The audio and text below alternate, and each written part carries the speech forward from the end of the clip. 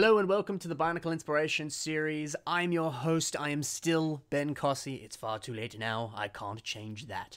Today's episode is a fan-submitted MOCs episode because, hey, it's episode 200. That's really cool. That's really exciting. We've done well over 200 episodes at this point because there's been all those BioCup coverages and all those, individual episodes and collabs and things that haven't fit that numbering system. But hey, that's pretty cool. 200 numbered episodes of this. That's great. But yes, every 10th episode is a fan-submitted MOCs episode, and we're going to be doing that today. We've got 10 really cool MOCs that have been submitted by fans, so very excited to cover all of those. And of course, if you're like, hey, well, fan submit what? You can submit your MOCs through the email you're currently seeing on your screen. It doesn't matter what you submit. It doesn't matter what information you want to put in the email. It doesn't matter how many or how few pictures you put in, blah, blah, blah. Just put it in. Send it to the email, and one day it'll appear on the show. Of course, there's a lot of emails to work through, so your patience is key, but I'll do my best to put as many on as I can. And it doesn't just mean that you have to wait till the 10th episode to be on. I do include submissions in a plethora of other episodes as well, so it doesn't really matter when. You could be featured at any point or any time. That's for sure. So, yes, and also don't wait to submit your MOCs for a specific theme. Just submit it. I tend to make episodes around the submissions, not the other way around. Alright, so, without further ado, let's begin. We've got 10 submissions, and the first one is Toa Kongu, or Kongu, Toa Mahri of Air. And this is built by Captain Geo MOCs. So immediately what grabbed me about this Kongu revamp here is, obviously he's made him a lot larger, which is always cool. It's always nice to see kind of like Titan versions of typically sort of like Toa-sized characters. It's just cool. Bigger is always better, as they say. And, well, not always. Sometimes it's nice to see a really heavily detailed smaller MOC, but, you know, size is impressive. And I also really enjoy the fact that he's added 2 extra blasters onto Kongu. Of course, the original set only had 2, and they were those sort of handheld Mahri blasters. But I like the fact that he's also given him 2 shoulder-mounted guns, because I always kind of got that aesthetic from Kongu, that he was this, like, Rambo-style, like, weapons dude, the demolitions expert, the explosives guy, the guy who just really likes guns, really likes, you know, firing them and having a good time and all that. So I like the fact that he's just really kind of doubled down on that to some degree and given him just a plethora of weapons. I think it's just very fitting for what the set originally was, the fact that he was the only one that had the 2 guns, and that he was this sort of stockier, heavy-set dude who, yeah, I don't know, the gun aesthetic seemed to really fit him, so it's nice to see that being advanced even further in a revamp here. I really enjoy that. I also like the fact that he has made these sort of custom enlarged versions of those Mahri blasters here. They're, of course, a little bit more brick-built instead of using the one original piece. He's used a bunch of different Hero Factory pieces, some tires, some dishes, and different things, and he's essentially recreated the piece using other pieces, which is always really cool to see. And again, if you want to size up the MOC like we've seen here, the original Mahri blaster maybe didn't work as well size-wise, might have looked a little small and wouldn't really have fit. But here, at least, the fact that you've been able to build them up in a slightly larger size, it fits with the aesthetic a bit more. So that might be something to consider yourself if you're revamping something, but something's not quite looking right when you use some of the original pieces. It might be worth just revisiting it and making your own version of it using individual pieces instead of one piece, which is really cool. I also really enjoy the mask on this guy here. Of course, this is, well, it looks like this MOC is built in a digital software of some sort, but I imagine that is probably some sort of like 3D printed mask of some kind, or maybe he just made it himself. It's hard to say. But I like the fact that it very much looks like Kongu's original Mahri mask, but there are some slight alterations to it, specifically around the mouth or the kind of jaw area. It almost looks a little bit like Cthulhu or some sort of, you know, octopus, squid-like, kraken-like being. And I really like that because, of course, the Mahri and this version of Kongu were set underwater. So I like that it is this sort of subtle callback to underwater creatures to some degree. That may not be a deliberate choice, but it certainly looks that way. And some of the comments on this MOC are also stating that as well. So I love that. I think it's a really great way of taking the original mask and expanding it even further and kind of tying it back to the original source material. I think that's really cool. I also quite enjoy, just in general, the kind of overall frame of this guy, and specifically the sort of general torso area. That larger paw piece in dark green, which I don't believe exists in dark green. Maybe it does, actually. I don't know. But the little bits on the top of that paw piece there in dark green, where the little heart light is sticking out, there is some, of course, little bar connections at the top. There's 4 of them, and a lot of sets, like some of the Savage Planet Hero Factory 3.0 sets where you got a few of those pieces in it. These were used as like paws or claws or something, so they were little like fingers attached to all of those bar connections. But I like here that on the sides he's attached some system clips and some other system curved slopes and other different pieces there, just to sort of fill out a little bit of detail and to sort of transition the torso up into the shoulders. I think that really, really looks cool and is quite an effective design as well. Just that little subtle detail that I think goes a long way of just really tying everything together. So if you've got little connection points on MOCs like that, don't be afraid to fill them out with system pieces, because I think for the most part it can always look quite nice and can really complete everything, you know? It's cool. It's really cool. Alright, so that's it for this version of Kongu. Really well done. Let's move over now to a MOC that is built by Unoriginal, and this is called Mini Cooper MOC. So, his name is unoriginal, but actually this is a pretty original, cool idea. And, man, anytime someone has a name that I can make a pun with, I just say it anyway. You know? Anyway, so, this is awesome. What I love about this is, he mentioned it specifically in his email, that he took this specific LEGO set, the Mini Cooper card set build that you can make. What is this set number for those who are playing at home? It is a 10242. Oh yeah, so it's a Mini Cooper set here. Was a nice little set. But what I like so much about it is the fact that this MOC is built using quite a vast majority of these pieces. It looks like he has added a few additional things, like for example, there's areas on this that use some of the system kind of like ball joint ratchet socket connections and things, which I don't believe that came in the set.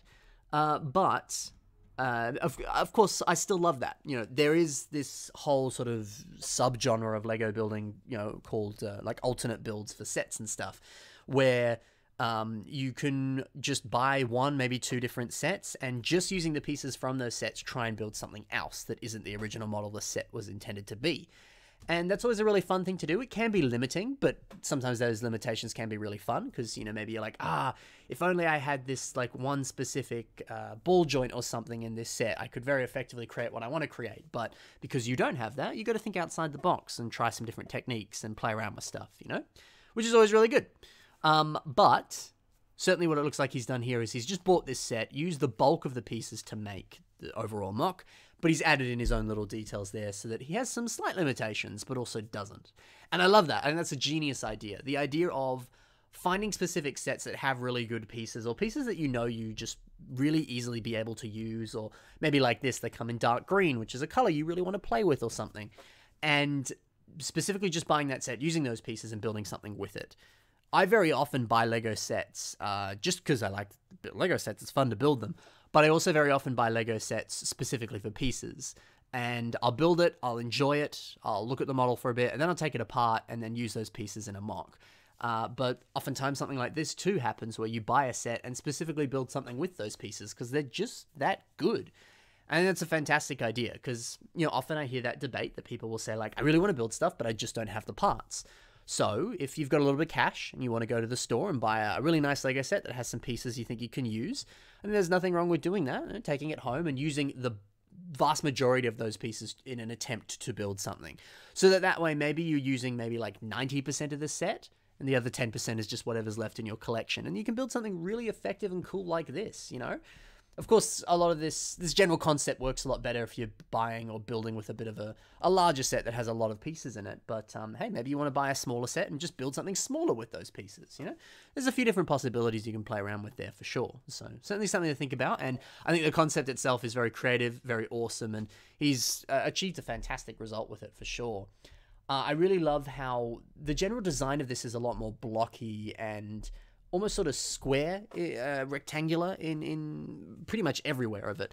And I think that, of course, just lends itself to the pieces that are in this set, but it certainly creates a very unique and almost sort of slightly adorable aesthetic for this robotic build here. I very much enjoy that.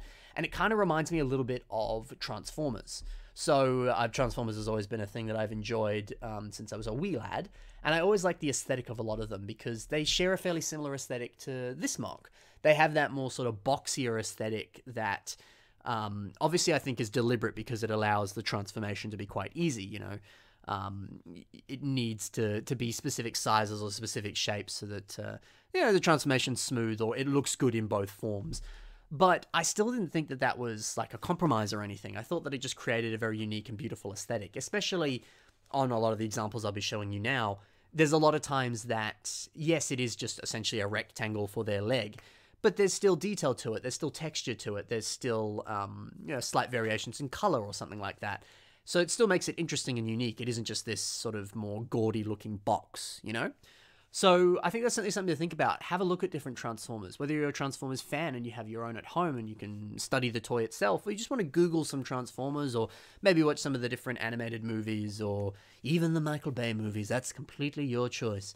I think that it's certainly worth studying different toys, action figures, or Transformers like this, because there's a lot of that character design that very much lends itself to that of Bionicle and Bionicle CCBS character-related building.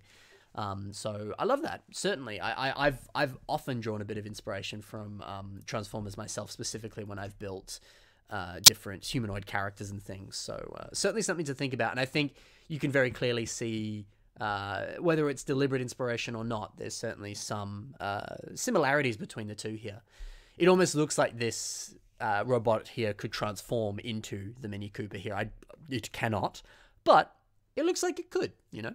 So I like that aesthetic. I think it's really cool. I also like the mono eye and in general just the head design here. But yeah, overall a fantastic MOC. Very well done and very, very cool. Let's move on now to a MOC by Max Huel, and this is Ribbot. So I absolutely adore this. I think this is such a beautiful blend of sort of more organic and robotic textures and general kind of concepts. And I think the head design is genius. I love how he's done that eye design using these specific pieces. They are called, I'm going to read it aloud because Bricklink always has riveting names, Brick Round 2x2 Dome Bottom. Bottom. But yeah, so I've always thought that was a really cool piece. I know it comes in like the Simpsons house, the Parisian restaurant, and a bunch of other Lego sets. It's a little bit more common these days. It used to be a little bit more rare back when some of those original sets came out. But they work beautifully when you put a ball joint in them, and it makes a very effective looking frog eye there. So certainly a nice little technique you could do at home. But also what I like about this head design is the use of some of these dish pieces, whether it's the white dish at the bottom or the green dish in the middle. I think that that white dish makes this perfect little rivet where it looks like the sort of lip or sort of bottom of a frog's mouth. But there's also something slightly mechanical about it as well. And I think that's the same with the dish on the top. They both have this very sort of smooth, organic-looking texture to it, but there is also something that looks a little bit more robotic about it. And I think if we read the description on this MOC here, it says, the latest breakthrough in frog-related technology is here. So I think he's actually very effectively nailed that. There is this great robotic look to this, but there is also this very organic, lifelike, frog-like look to this. So I think it's this beautiful sort of merger of two different things in one, and I really adore that. And it's great to see a dish being used in two different ways there, but both are communicating very nice things, whether it's a mouth or just the top of a head that looks a lot like a frog head. So it's really cool. I also love both the toes and the fingers here, how they use those ball joints in red there to very effectively look like that of frog limbs or hands or digits, whatever you want to refer to them as. It's a very, very nice design. It's also very striking too. These little hints of red with the green and the black there. It's just a very nice color scheme, and it really certainly pops and is very in your face, very nice. So I absolutely adore that. I also just love the sort of non-human proportions on this. The fact that he has very long arms, sort of stockier but more agile-looking legs. Very much seems very reminiscent of a frog. But, you know, of course, sometimes people can be big sticklers for having very accurate proportions for limbs and bodies and all that with Bionicles. But there's also nothing wrong at all with really playing around with it, having really obviously extended or larger limbs or larger hands or whatever for a very deliberate choice that you might be playing around with, you know. It's a good idea. So that's awesome. Really, really solid MOC there. Looks absolutely beautiful. Let's move on now to the next MOC here. This is a MOC by Neon Dreams in Dreams, and this is, well, the email didn't have a name for it, so I called him Pegleg. I'm rereading the email as I speak here. I can't see a name. I'd hate to have missed it, but that is what I'm going to call it for now because I didn't see a name. Anyway, so specifically what Neon wanted to say here in the email is that he thought it would be a really cool idea to play around with sort of non-Lego parts, just to see what he can do. So he got some carved like wooden things and incorporated that into the MOC here. And I think it's certainly a unique approach, very different, very out there, not something you see every day. But hey, you know, it's interesting and it's fun to play around with, and it's something you could easily do at home yourself if you're interested in it. But I love the idea, and I also like that he's kind of continued it further with the actual Bionicle and system pieces he's included. So I like the fact that this guy appears to just be this sort of larger grey robot, but he has these tan highlights in him that almost appear to be like ways that he sort of reworked his body perhaps, or maybe he was in like a scrapyard, or he's a scrap bot himself, and he's kind of just used the different materials around him to like reconstruct or repair his body. So I think it's a really cool aesthetic, and I think it's a great way of playing around with those colors there as well. And it's certainly this very unique and very different look for a character. And yes, you know, the wooden elements are certainly not purist, certainly not official Lego pieces there. But hey, it's a very different and unique aesthetic, and sometimes seeing really unique and different stuff, at least for me, is really nice. And just it's a bit of something different, you know, it's cool.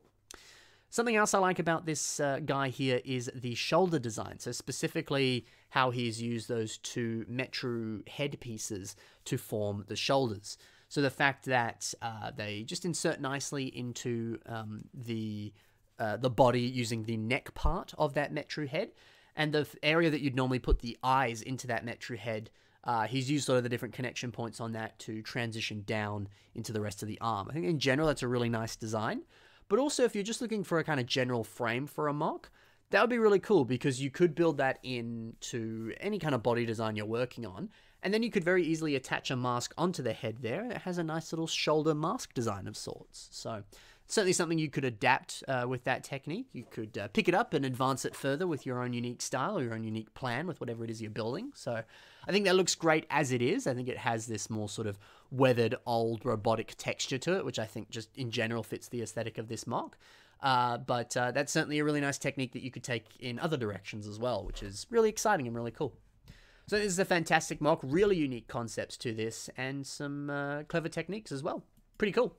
Let's move over to a MOC by the man himself, Mitch Henry, and this is Midnight Rider. I want to do a quick thank you to Mitch. He sent me this fantastic submission email with a bunch of different submissions from a whole bunch of different people, some of which have appeared in this email here. But he also sent me an email saying like, yo, I also put together a Flickr gallery of like MOCs that use Ben 10 pieces or MOCs that use this, just in case you wanted to make an episode around that theme. And I'm like, oh my god, that's the best gift anyone could send me for a Biss episode. That's amazing. So thank you very much for that. You sent me some awesome submissions, and you sent me some really, really helpful stuff. So thank you very much.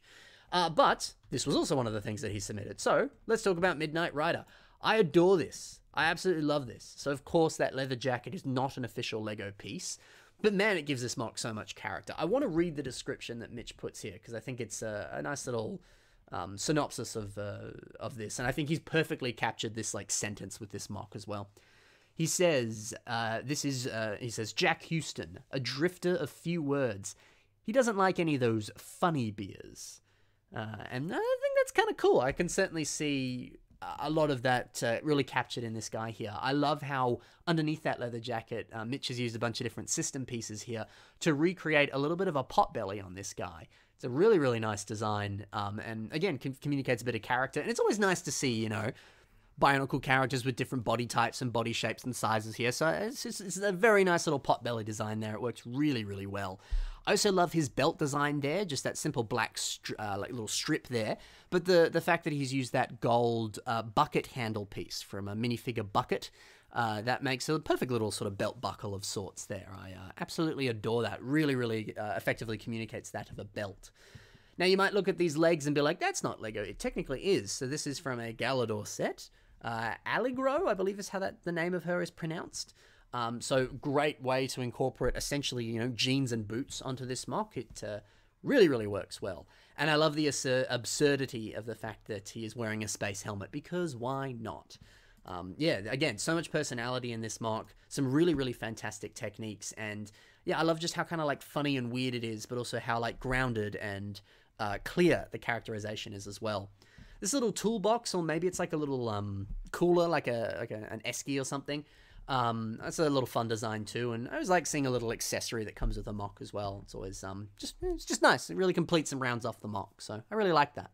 But yeah, some absolutely phenomenal stuff on this MOC, and really nice to see some more obscure Galador pieces being used in some really, really nice ways as well. So love your work, Mitch. Great job.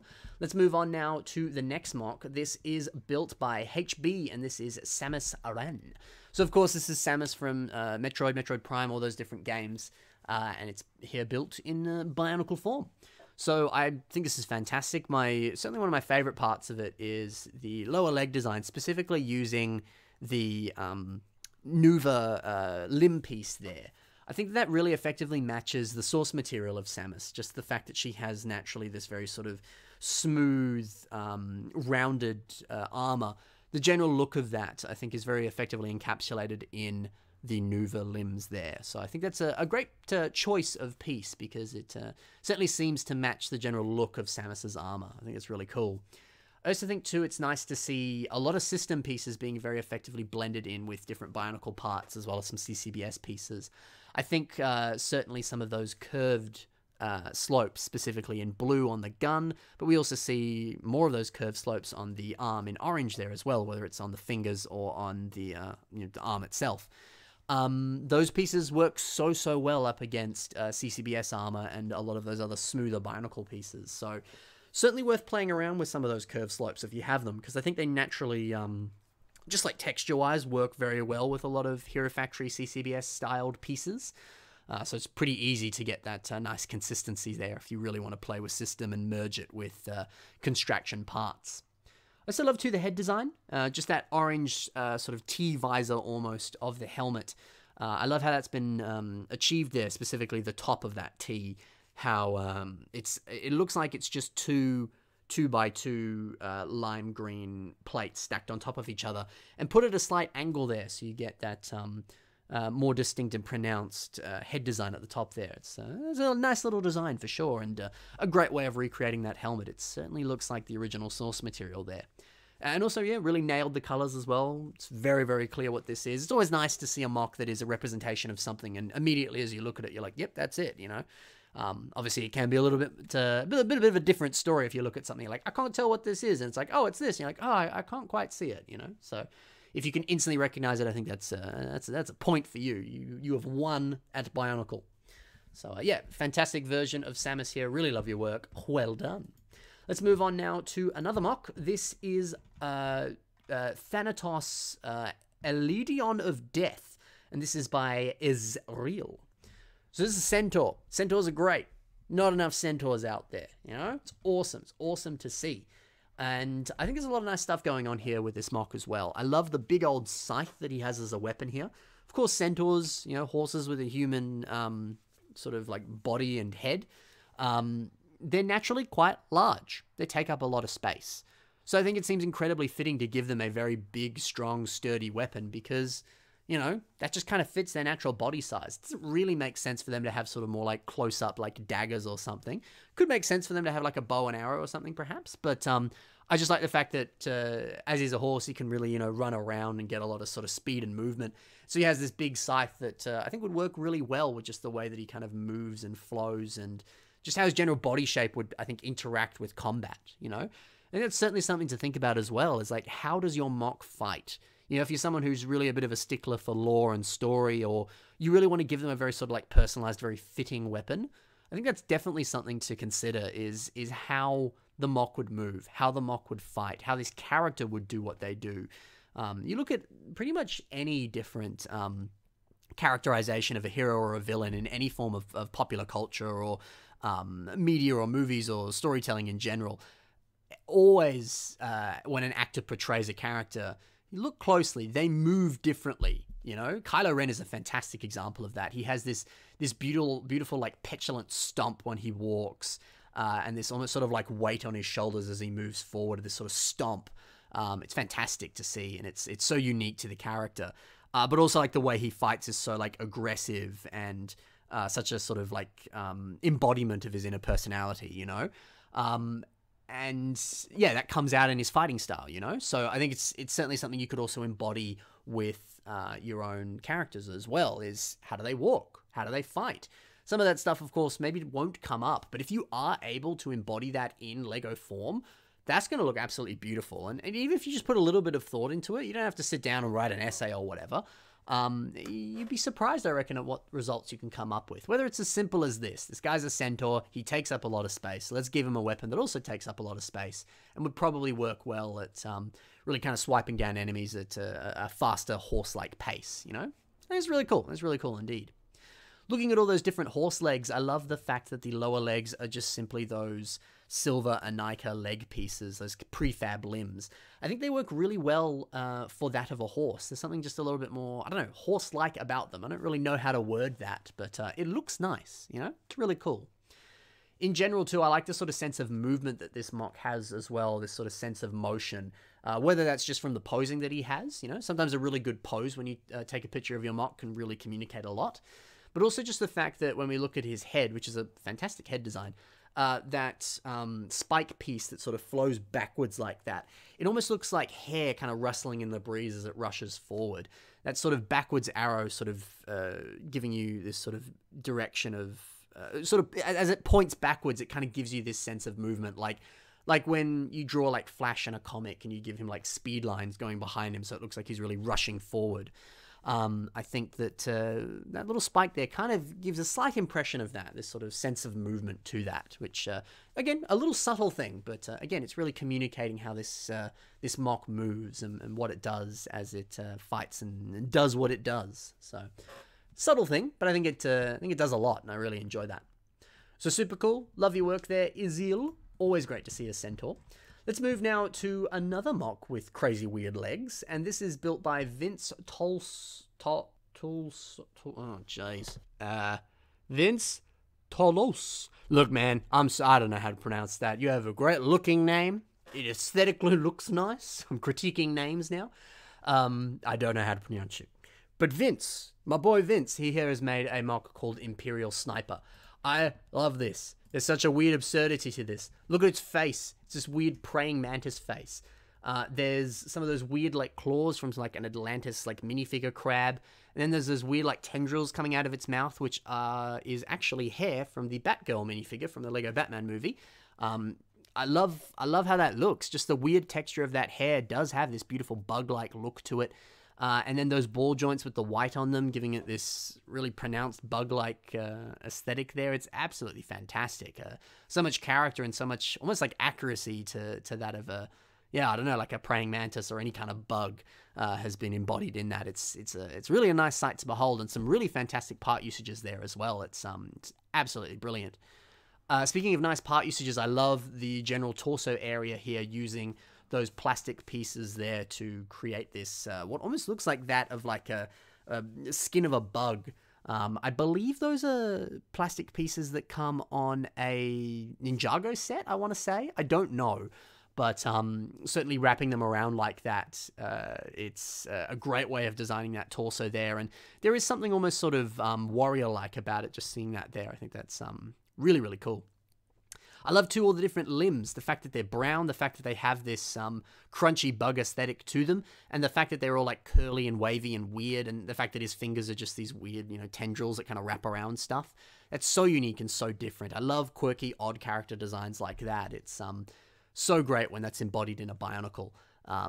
Yeah, absolutely awesome, so unique and so different. And, you know, like I said before, seeing unique and different stuff, that's always really, really cool. His sniper rifle here is also fantastic. I love some of these little blue bits here, like it's some sort of energy-charged plasma beam of some kind. It's really cool. And I love the back of this gun here, using that tentacle piece there to form whatever part of a gun that is. I don't know my gun terminology. I apologize. But I love that it has that very almost sort of organic, curved, like kind of squiggle to it. There's something so different about it, you know? Often with a gun, it's a little bit more sort of like stocky and hard, whereas here it's a little bit more like Dr. Seussy, for lack of a better term. It's all like squiggly and odd. And I love that. I think it fits the aesthetic of this MOC, and it sort of starts to communicate a sense of like culture as well. Like it seems like this is a weapon from his people and his world and his strange alien planet. I love it. I love it. Really, really unique way of building a gun here. It looks absolutely beautiful. So yeah, such a unique and different MOC with some crazy good part usages and some really, really solid characterization and crazy unique elements too. It's absolutely beautiful. So love your work, Vince. Fantastic stuff. Let's move on now to a brand new MOC. It's by Ranu. Oh, it's not by Ranu. It's a MOC of Ranu. It's a revamp of Ranu. And this is built by Malcolm. So this, of course, is a revamp of the Agori from the Barrow Magna Age of Bionicle. The Agori, of course, was named Ranu. And what I love about this is the fact that he's almost made him like Toa size and scale like that. And I always enjoy that. I did that as a kid as well. The green Agori, who I think was called Tardik, I believe. I bought him when he came out, and I revamped him as a larger, like Toa-sized character. It was really fun. It was cool because a lot of those Matoran had fantastic masks. And why not translate it into a Toa version? Because it works. It's cool. It's fun. Do it, you know? So it's great to see that Ranu mask there being used and given a really cool, effective-looking body to go with it. It's very nice. I also love, too, the general color scheme of this MOC. Gold, orange, and those two different shades of red there. They flow very nicely together. I think they fit the aesthetic of the mask as well, which is those colors. And the gold there complements the red quite nicely. So it's nice to see all those very similar shades working together in unison there. I think it's really, really cool. But yeah, in general, really nice like fire sword and those cool sort of almost like gold wings coming out of it as well. There's some really nice stuff going on there. So really, really solid work. Yeah, I always love seeing some of those different Matoran or Agori masks being given new light, because I feel like some of them are slightly more underrated masks. But yeah, really, really cool. Let's move on now to the final MOC. It's by Sylvac the Mockist, and this is Dr. R.E. Action. So I adore this. I love this. The fact that it looks like he's in a little lab coat. The fact that his head is just a brain in a jar. There's something so pulpy about that. That's absolutely beautiful. And there's something really nice and like cartoony about this. This feels like a Saturday morning villain from a cartoon. I adore it. It seems like he'd have some evil, maniacal laugh, and he'd have some crazy weird scheme like Doofenshmirtz from Phineas and Ferb or something. He's great. The lab coat design is great. Initially, I looked at that and I'm like, oh yeah, that's some custom cloth. And I'm like, actually, no, it's not. It's the Range Trooper white cloth that, it comes on the Star Wars Ultra Build Range Trooper from the Solo: A Star Wars Story. Really cool. I love how he stylized it towards the bottom around some of those white Technic panel pieces. And if you look closely as well, there's a few other different white pieces that appear to be filling in some gaps and wrapping around it in some fashion. I love that. As much as I love using cloth in Bionicle stuff, and I always talk about that whenever cloth comes up on the Bionicle Inspiration series here, but as great as it can be, sometimes cloth can be like hard to control, for lack of a better term. You know, it's cloth. It's not necessarily going to stay in place or be in the places that you want it to be. So wrapping it around a few other pieces or putting it over the top of something just can be a great way to kind of like stylize it and really kind of like bend it to your will so that it does what you want it to do. Instead of it like flying backwards or moving in odd directions or whatever, you can really sort of force it into place to a degree. So I think it's a great way of playing around with cloth and really effectively managing to use it in a way that it'll communicate something awesome, like this great lab coat and this awesome like popped collar, but also not letting it do weird crazy stuff. It's really nice. I love, too, the boots and the gloves, especially the fact that towards the top of both of them, they sort of flare out in some fashion. It kind of reminds me of Mickey Mouse, which is a weird comparison for this strange, evil doctor dude versus, Mickey Mouse. But there's something so cartoony about the fact that when we look at Mickey's boots and gloves and this guy's boots and gloves, they also flare out at the top, And I feel like there's something so, cartoony about that, which gives this MOC this very distinct, unique aesthetic and makes him seem like slightly silly, but in a good way. It's like one of those more over-the-top style villains. It's really, really cool. So, absolutely fantastic design here. Some really unique stuff going on. And again, some brilliant characterization that's been poured into this MOC. It's absolutely fantastic. So that's it for this Fan Submitted MOCs episode. I already told you how to submit up top, so go back to the start if you've already forgotten. And that way you'll know exactly how to submit your MOCs. In the description below will be links to all the MOCs you saw in today's episode. Some of them will not have links because they were submitted emails and they didn't give me a link to their social media or anything. So regardless, check the links in the description because there are some. And by all means, check out some of the other stuff those builders have done. They're very talented builders. Additionally, there's links to some of my own social media in the description below, including my Patreon, where if you become a patron, you will have access to my own private Discord server where you can have a nice private chat with me and some of the other patrons. And additionally, you have access to some of the weekly podcasts that I record there, so you get some bonus content while you're there as well. Very exciting and very cool. All right, that's it for this episode. I hope you enjoyed. Happy building. Bye for now.